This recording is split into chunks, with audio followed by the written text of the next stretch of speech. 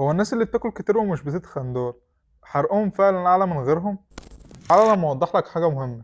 أول سبب إن الشخص بيكون نحيف وهو بياكل سعرات أقل من احتياجه حتى لو هو حاسس إن هو بياكل كتير. السؤال اللي بيجي في دماغك دلوقتي، هل فعلا ممكن يكون معدل حرق شخص أعلى من شخص تاني؟ معدل حرق السعرات بيختلف من شخص التاني بسبب عوامل زي حجم الجسم والكتلة العضلية والعمر والجينات والنشاط اليومي.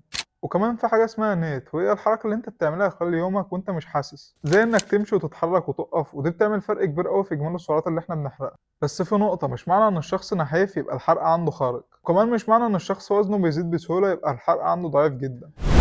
الفكرة كلها في توازن السعرات، هو العامل الأساسي في زيادة الوزن أو نزول الوزن. فلو أنت هدفك إنك تزيد في الوزن وأنت نحيف، مش الحل إنك تكون حرق عالي وخلاص. لا، أنت تشوف إجمالي السعرات الحرارية اللي أنت جسمك محتاجها وتبدأ بقى تاكل فائض سعرات مناسب مع تمرين المقاومة.